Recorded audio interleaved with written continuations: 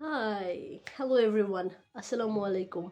Happy New Year 2025. আপনাদের সবাইকে নতুন বছরের শুভেচ্ছা।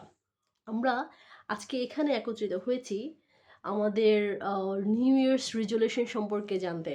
এখন প্রথম কথা হচ্ছে সবাইকে নিউ ইয়ার্স সম্পর্কে একটা কথা বলে নিই। আমাদের আসলে নিউ ইয়ার্স একটা বা দুটো নয়, অনেকগুলো নিউ ইয়ার্স আছে। প্রথম হচ্ছে আমরা যেটা সবসময় পালন করি বা সবসময় দেখে আসছি সেটা হচ্ছে গ্রেগরিয়ান ক্যালেন্ডার অনুযায়ী 1st of January new year. তারপরে লুনার ক্যালেন্ডার আরেকটা আছে যেটা মানে চাঁদের হিসাবে ক্যালেন্ডারটা করা হয়, সেটাকে আমরা চাইনিজ ক্যালেন্ডারও বলে থাকি।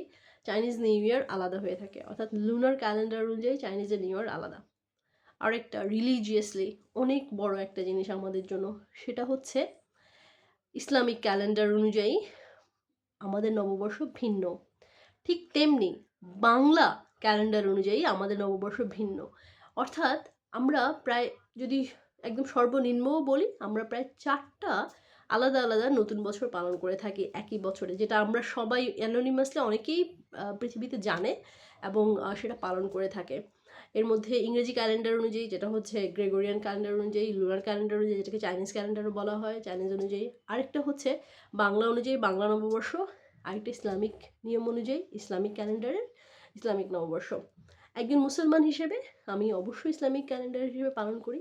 ঠিক তেমনি আমি নতুন বছরে পুরো পৃথিবীর মানুষ হিসেবে নতুন বছরে হ্যাপি নিউ ইয়ার সবাইকে বলি 1st অফ জানুয়ারিতে।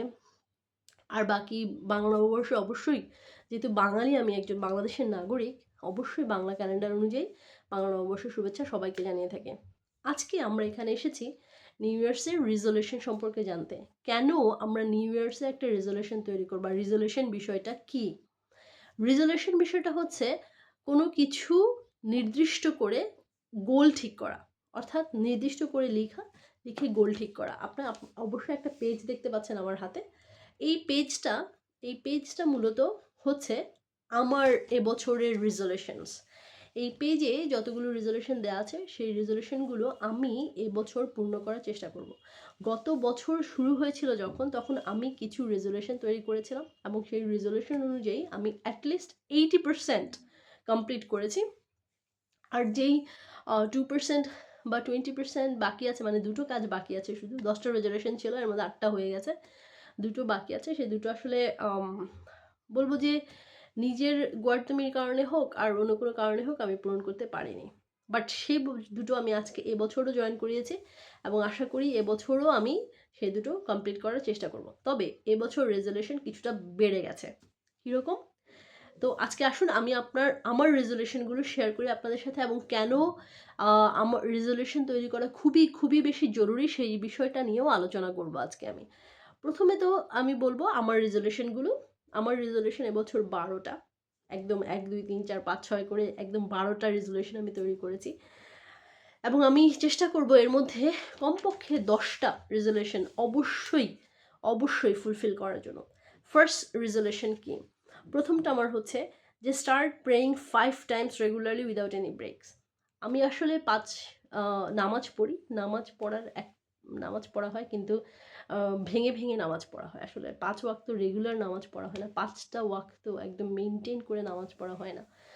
কিছু কিছু দিন হয়, সপ্তাহের কিছু কিছু দিন যখন আমি বাসায় থাকি বা কিছু কিছু দিন যখন কোথাও না যাই, তখন আমি 5 ওয়াক্ত নামাজ পড়ার চেষ্টা করি, বা নামাজ পড়া হয়। কিন্তু বেশিরভাগ সময় যখন বাহিরে যাই, দেখা যায় যে আসলে নামাজটা কন্টিনিউ করতে পারি না। আমি চেষ্টা করব বাহিরে যাই, বাসায় থাকি বা যেখানেই থাকি না কেন 5 ওয়াক্ত নামাজ কমপ্লিট করা।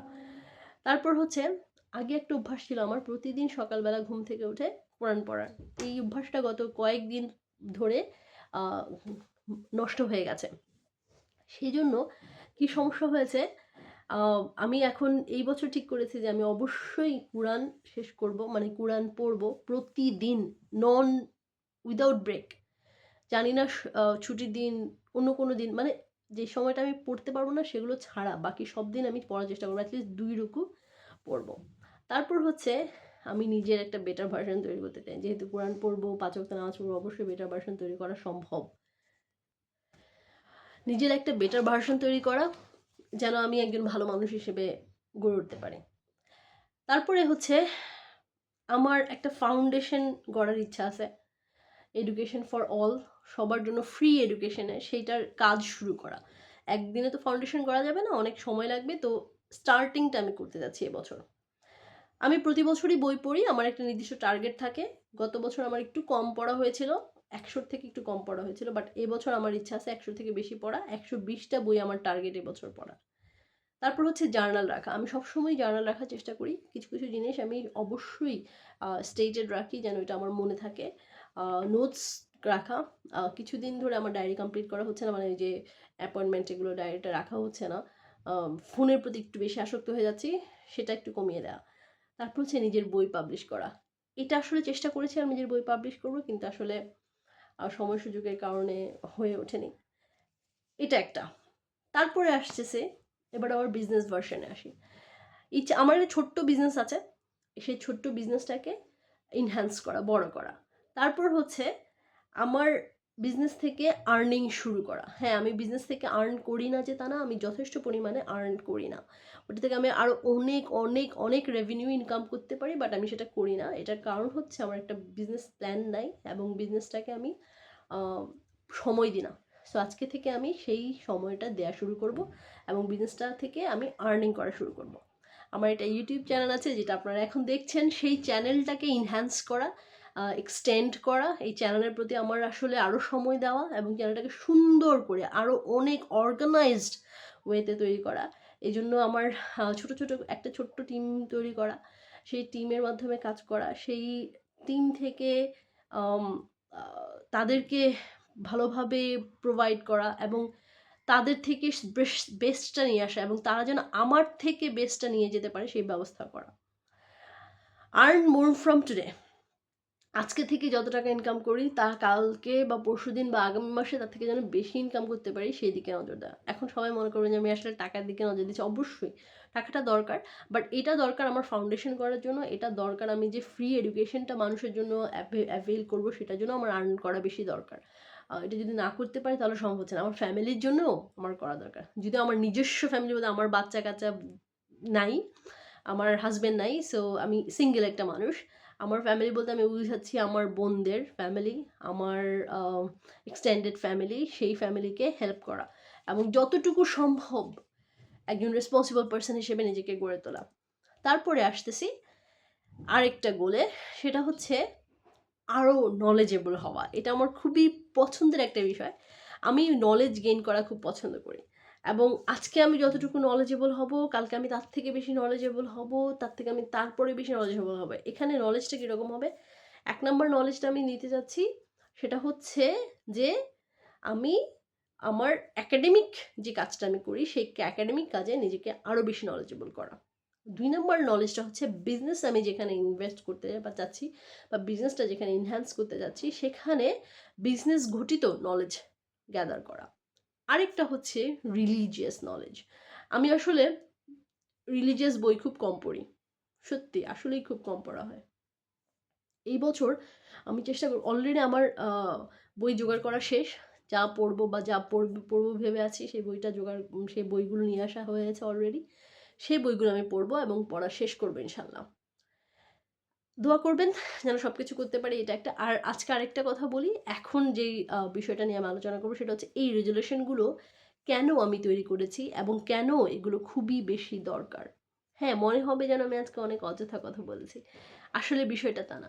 বিষয়টা হচ্ছে যে রেজুলেশন বানানো বা আমাদের একটা লক্ষ্য ঠিক করা, প্রতি বছর আমি কি কাজ করব, বছর শেষে আসলে আমি কতটুকু কাজ করতে পেরেছি।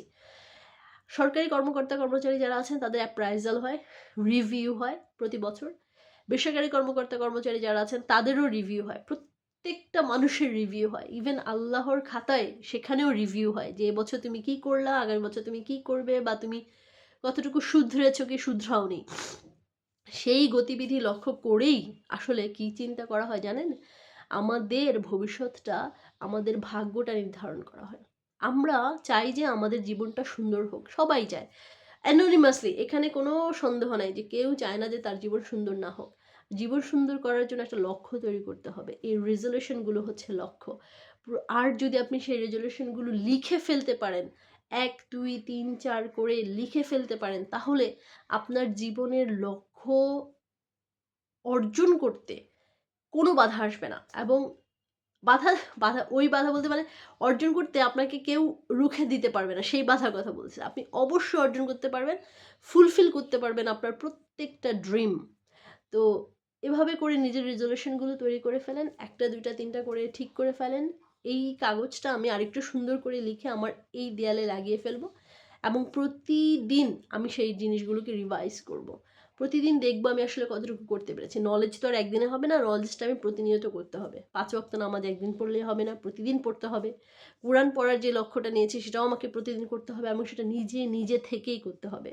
আমিও আপনাদের সবাইকে বলবো, আজকে এখানে বসে কমেন্টে করেন, ফেসবুকে করেন, বাট যেখানেই করেন আপনার রেজুলেশনগুলো লিখে ফেলেন এবং সেটা পালন করার চেষ্টা করেন। আশা করি আপনাদের লক্ষ্য পূরণে কোনো বাধা আসবে না। ওকে, টেক কেয়ার, ভালো থাকুন, আমার সাথেই থাকুন। আরও সুন্দর সুন্দর ভিডিও নিয়ে আমি আপনাদের সাথে আসবো এবছর। আবার আপনাদেরকে হ্যাপি নিউ ইয়ার বলে বিদায় নিচ্ছি। টেক কেয়ার, আল্লাহ হাফেজ।